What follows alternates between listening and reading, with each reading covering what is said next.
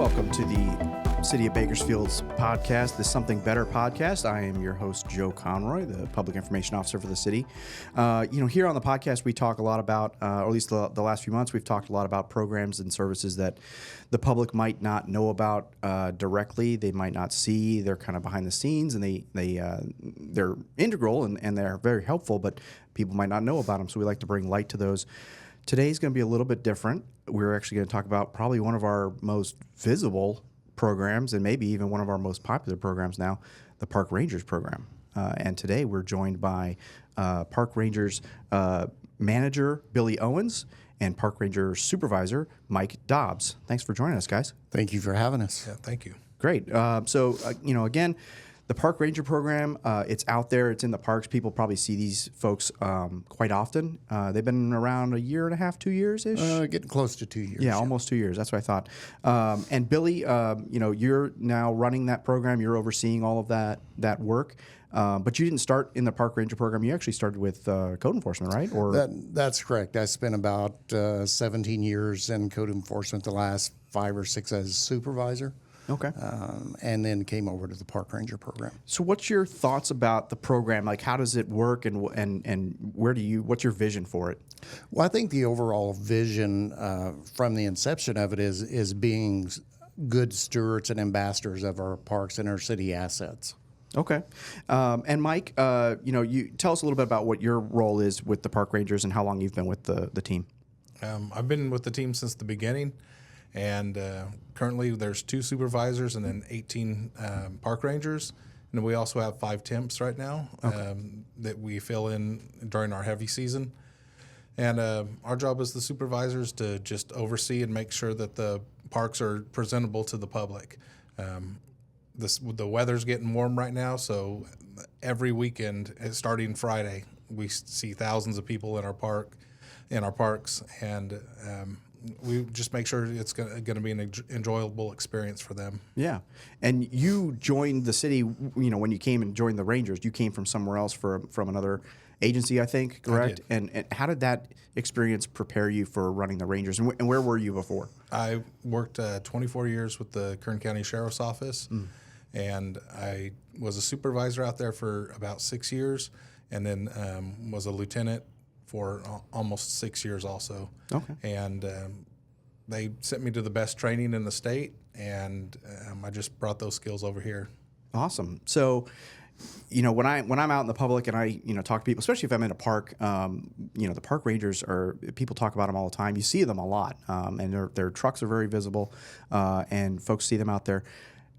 This is one of the programs that, when I talk to somebody, especially at like Dr. Martin Luther King Park or the community center, people rave about the park rangers and the impact that you guys are having, even in, just 2 years time. So a place like MLK, but we have some exciting new programs coming to some other parts of our parks as well, right? We do, Joe. When I came over to the Ranger program and done a deep dive into the operations of the program and looking at the division of our assets and where the busy spots were, what parks were busiest in the city. The one thing I realized was the Kern River Trail is one of the busiest parks in Bakersfield, but it was one of the least patrolled on a day-to-day basis. So working with management, we started looking at how do we address that. We can't just pull staffing and have all the staffing we need to do that. So we started thinking outside the box a little bit. I'd been in communication with Sacramento River Bike Patrol and started looking at their model and questioning, would that model work in Bakersfield? So in February of 2024, we had the initial discussions, and in April, we started having community meetings to see if there was an interest in Bakersfield for such a program. At our first community meeting, we had 17 people show up of the public. So that showed us that was a good sampling that a program, there is some interest in a volunteer bike patrol program in Bakersfield. And it's funny, you mentioned the trail and you call it a park, and probably a lot of people, and myself included, probably don't think of it as a park. You think of a park, you've got maybe lakes or benches and those types of things, but the trail is a park. And it's not, a contained area. It's quite a large stretch of area that you guys need to patrol. It is. It's about 34 miles within the city jurisdiction. Of course, it goes from Lake Ming now to Buena Vista Lake as an entity. We are working with the county. We've met with the Board of Supervisors. They are on board in supporting the Kern River Bike Patrol. So when you look at a vast territory of that, we know that vehicles aren't effective on the bike path due to the public safety. The bike path is not built for heavy vehicle traffic every day. Mm-hmm. It's not designed for that like a city street would be. So then you start looking at, okay, how can we get the patrol mechanism done in a safe manner and not degrade our asset? And that's where we started looking at the Park Ranger e-bike program. We reached out. There was a grant available through San Joaquin Valley Air Pollution. So we applied and received a grant to purchase 4 Recon power bikes for the Ranger program. And these are not just standard e-bikes like you would buy at a local vendor or a store. These are bikes that are specialized for law enforcement, for the heavy patrol. Ours you can go into the sand with the larger tires. So they're made to operate in the conditions we have in Bakersfield. They have lighting packages on them for the safety. Each bike has a spare battery with it. So you can effectively go out and patrol a full work day on that e-bike. Okay. So, Mike, you were on one of the e-bikes the other day, I think, right? I was. So tell me a little bit about those. Why do we need that for this patrol and for this service in order to maintain the safety on the trail? Well, as Billy said, the bike trail is highly used every single day, starting at dusk, or starting at dawn, going to dusk. Super, super busy. And there's a lot of activity on there that gets congested. And so we want to make sure that there's etiquette rules that are followed, that people are safe when they're on there, because we have people walking dogs, we have people running, we have people on bikes. And then here recently, we've had a lot of illegal, like motor scooters on the weekends that have been traveling down it. And with us on the bikes, it allows us to get visual on all those things. And like, especially with the motorized scooters, we're able to stop and talk to people, educate them that there's no motorized vehicles that are allowed. But we also have wildlife that's out there. We've got several calls for snakes on the bike trail. There's lots of squirrels and rabbits that are out there too. All those things can be hazards. And I think the funnest part about it is the connection that we've been making with the community. They see us out there, and we're not in like spandex and a super fly helmet. We look like law enforcement. Okay. And they're like, hey, you guys are new out here, and they'll stop and they'll talk, and we'll get a chance to educate them and let them know what our plan is and why we're doing it. And it's for nothing more than the safety of the people that utilize that trail. There is also some nefarious activity that happens on that bike trail, and we're trying to limit that also. We've been had reports of people having medical emergencies, flat tires. And just having another set of eyes out there to assist with those things is our main goal right now. And those e-bikes, they help you guys get to those issues quicker.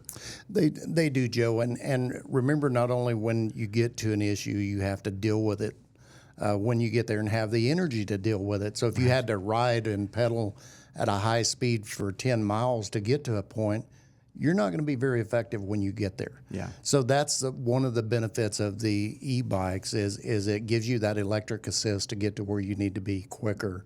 But also one of the other key things with them is it gives you a one-on-one contact with the citizens out there on that bike path that you don't get sitting in a vehicle with the windows rolled up and the heater running or the air conditioner running. And that's one of the goals of the program, is to get the rangers out there in contact with the citizens every day. Awesome. Now, the other program that you guys have going is the new volunteer bike patrol. Yes. How does that work? Are these, like, when you say volunteer, like, are we talking real volunteer, like they're not making any money off of this and they come out there and do it out of the goodness of their hearts? That's correct.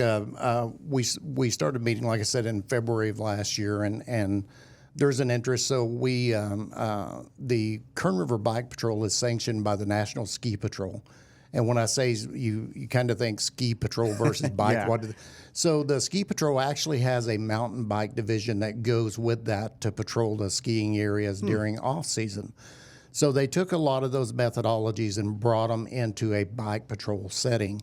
And so the patrollers that will be out with Kern River Bike Patrol, they'll have a distinct vest or shirt on which identifies them. It's red in color, so you'll be able to know that they are a volunteer. So, and with that comes a level of training. They're CPR trained, first aid trained, and then the National Ski Patrol brings in trainers, and they actually train the patrollers on both the patrol methods, methodologies, and how to do it safely from a volunteer standpoint. The volunteer bike patrol, they're not law enforcement. They will not take any enforcement action whatsoever. They're there as trail ambassadors and educators of the trail, and to get the public assistance when they need it. They'll offer minor bike repair assistance. They'll offer flat repair assistance. So just your everyday good stewards of the trail. The core group that's starting out, we have 10 members that are fully trained, and anybody can join. There is some cost associated with getting all the training in place, but I think it's going to be a huge success for the city and for the citizens of Bakersfield. The patrollers will be direct one-on-one contact with the park rangers unless it's a immediate emergency.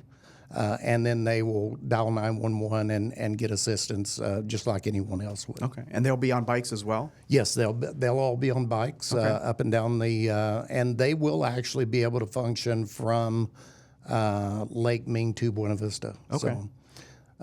So now you mentioned there's a little bit of a cost associated with that program. Is that something the city pays for, or is that the individual pays for it as they go, or how does that work? So the initial group, the city assisted in some of that cost, and we'll look at that in the future. There's already talks amongst the groups on how they can, if you look at the American River model, American River Incorporated, so they actually can get donations and fundraise to offset that member cost. Okay. So there is some talk within the Kern River Bike Patrol about following that model. Okay. And then if somebody wanted to join, and maybe we'll have Mike answer this one. He's been pretty quiet over there a little bit. But if somebody still wants to join, is that something they can do? And if so, how do they do that? Do they need to contact the Rangers, or how does that work? We do have an email. Okay. Or they could call our main office at 326-3866. Okay. 326-FUN, Okay. FUNN, because we are the fun department. Joe, they could also email Kern River Bike Patrol at gmail.com. Okay. And they can also go to Facebook for Kern River Bike Patrol and get information there. Awesome. Very good. So, and you guys there's no cap on this? It's not like, okay, we're going to have 15 of these people and then that's it, or? No, just to give you an example, Sacramento River, they patrolled 18,000 hours last year. And they're in the 20,000 miles of patrol time for last year. Okay. So this can be as big as the public wants it. We hope it grows and continues to grow, because at the end of the day, that's more eyes and ears on the bike path reporting issues that we can go out and correct. And what's the commitment for the patrol? If you wanted to volunteer for patrol, are you expected to do a certain number of hours? Are you given a schedule? How does that work? Do you do it on the weekends? So the way it's currently set up is they will kind of patrol at will. We always encourage patrolling with partners, but that's not necessary.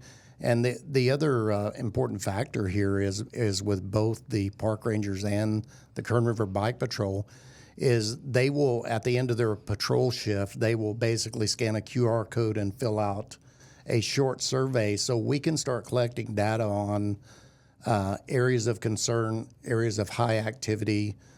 Maybe different areas need sweeping more often because of activity on there for goat heads and things like that.